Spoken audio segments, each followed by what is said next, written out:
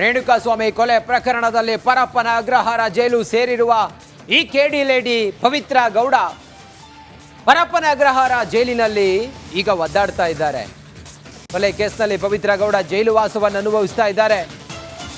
ಸೆರೆವಾಸದಿಂದ killer lady Pavithra Gowda ತತ್ತರಿಸಿ ಹೋಗಿದ್ದಾರೆ. ಜೈಲಿನ ಬ್ಲಾಂಕೆಟ್ ಬಳಸಲು ಪವಿತ್ರ ಗೌಡ ಒದ್ದಾಡಿದ್ದಾರೆ. ಐಷಾರಾಮಿ ಜೀವನ ಬಂಗ್ಲೆಯಲ್ಲಿ ವಾಸ ಮಾಡ್ತಾ ಇದ್ದ ಪವಿತ್ರ ಗೌಡ ಇವತ್ತು ಪರಪ್ಪನ ಅಗ್ರಹಾರ ಜೈಲಿನಲ್ಲಿದ್ದಾರೆ. ಹಾಗಾಗಿ ಅಲ್ಲಿದ್ದಂತಹ ಬ್ಲಾಂಕೆಟ್ ಅನ್ನು ಬಳಸಲಿಕ್ಕಾಗಿಲ್ಲ. ಮನೆಯಿಂದ ಬ್ಲಾಂಕೆಟ್ ಅನ್ನು ತರಿಸಿದ್ದಾರೆ. ಬಟ್ಟೆ ಮತ್ತು ಬೆಡ್ಶೀಟ್ಗಳನ್ನು ಕುಟುಂಬಸ್ಥರು ಮನೆಯಿಂದ ಕೊಟ್ಟು ಕಳಿಸಿದ್ದಾರೆ. ನಿನ್ನೆ ಪವಿತ್ರಾಗೆ ಸಿಬ್ಬಂದಿ ಬ್ಯಾಗ್ ಅನ್ನು ನೀಡಿರಲಿಲ್ಲ. ಇವತ್ತು ಪವಿತ್ರಾಗೆ ಬ್ಯಾಗ್ ಅನ್ನು ಸಿಬ್ಬಂದಿ ತಲುಪಿಸಿದ್ದಾರೆ. ಪವಿತ್ರ ಗೌಡ ಆ ಬ್ಲಾಂಕೆಟ್ ಅನ್ನು ಬಳಸಲಿಲ್ಲ. ಒದ್ದಾಡ್ತಾ ಇದ್ದಾರೆ ಪವಿತ್ರ ಗೌಡ. ಆಗ್ತಾ ಇಲ್ಲ ಅವರಿಗೆ ಐಷಾರಾಮಿ ಬದುಕು.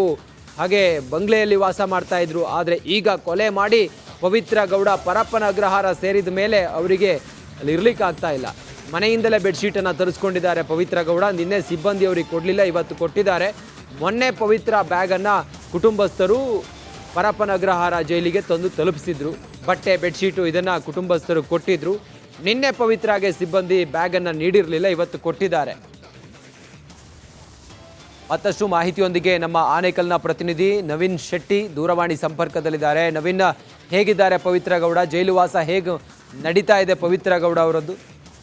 ನವೀನ್.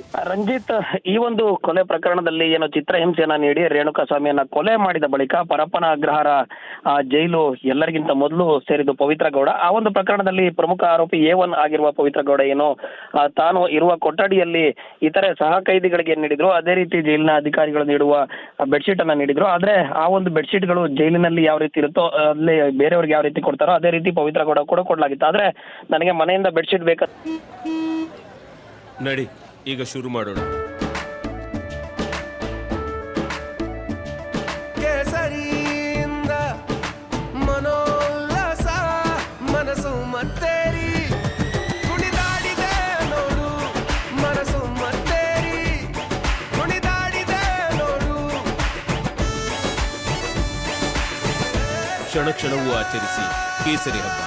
ವಿಮಲ್ ಬಾಯಲ್ಲಿ ಹೇಳಿ ಕೇಸರಿ ಅಂತೇಳಿ ಮನವಿಯನ್ನ ಏನ್ ಮಾಡಿದ್ಲು. ಅದಾದ ಬಳಿಕ ಪೋಷಕರು ಮೊನ್ನೆ ಜೈಲಿಗೆ ಬರುವ ಸಂದರ್ಭದಲ್ಲಿ ಬೆಡ್ಶೀಟ್ ಅನ್ನ ತಂದು ಪವಿತ್ರ ಗೌಡಗೆ ಕೊಟ್ಟಿದ್ರು. ಆದ್ರೆ ನಿನ್ನೆ ಸಾಕಷ್ಟು ಡೆವಲಪ್ಮೆಂಟ್ಗಳು ಜೈಲಿನ ಬಳಿ ಆಗಿದಂತೆ ದರ್ಶನ್ ಜೈಲಿಗೆ ಬರುವ ಹಿನ್ನೆಲೆಯಲ್ಲಿ ಒಂದಷ್ಟು ಡೆವಲಪ್ಮೆಂಟ್ಗಳು ಸೆಕ್ಯೂರಿಟಿಗಳಿಗೆ ಸೇರಿದಂತೆ ಸಿಬ್ಬಂದಿಗಳು ಮೊನ್ನೆ ಕೊಟ್ಟಂತ ಯಾವುದೇ ಒಂದು ಬ್ಯಾಗ್ ಅನ್ನ ಅಲ್ಲಿ ಒಳಗಡೆ ಕೊಟ್ಟಿರಲಿಲ್ಲ. ನಿನ್ನೆ ಜೈಲಿನ ಅಧಿಕಾರಿಗಳು ಎಲ್ಲಾ ಪ್ರೊಸೀಜರ್ ಮುಗಿದ ಬಳಿಕ ಇವತ್ತು ಬೆಳಗ್ಗೆ ಏನು ಬೆಡ್ಶೀಟ್ ಅನ್ನ ಕಳಿಸ್ಕೊಟ್ಟು ಜೊತೆಗೆ ಬಟ್ಟೆಯನ್ನು ಕೂಡ ಮನೆಯಿಂದ ಏನು ತರಿಸ್ಕೊಟ್ಟಿತ್ತು ಅದೆಲ್ಲವನ್ನ ಪವಿತ್ರ ಗೌಡಗೆ ಕೊಟ್ಟಿದ್ದಾಳೆ. ಈಗಾಗಲೇ ಆ ಒಂದು ಬ್ಯಾರಕ್ನ ಕೊಠಡಿಯಲ್ಲಿ 8 ಜನ ಸಹ ಕೈದಿಗಳು ಬೇರೆ ಬೇರೆ ಪ್ರಕರಣದಲ್ಲಿ ಇರೋದ್ರಿಂದಾಗಿ ಒಂದು ರೀತಿ ಆ ಒಂದು ಕೊಠಡಿಯ ಒಳಗಡೆ ತನಗೆ ಹೊರಗಡೆ ಆಗ್ತಾ ಇದ್ದಷ್ಟು ಫ್ರೀಡಮ್ ಏನಿದೆ ಒಳಗಡೆ ಅದು ಸಿಗೋದಕ್ಕೆ ಸಾಧ್ಯವೇ ಇಲ್ಲ. ಜೊತೆಗೆ 4 ಗೋಡೆಯ ಮಧ್ಯ ಇರಬೇಕಾದ ಪರಿಸ್ಥಿತಿ ಪವಿತ್ರ ಗೌಡಗೆ ಎದುರಾಗಿರುವ ಹಿನ್ನೆಲೆಯಲ್ಲಿ ತನ್ನ ಕೊಠಡಿಯಲ್ಲಿ ಚಡಪಡಿಸುವ ಒಂದು ಪರಿಸ್ಥಿತಿ ಪವಿತ್ರ ಗೌಡಗೆ ಎದುರಾಗಿರುವಂತದ್ದು. ಓಕೆ, ಥ್ಯಾಂಕ್ ಯು ನವೀನ್ ನಿಮ್ಮೆಲ್ಲ ಮಾಹಿತಿಗಾಗಿ.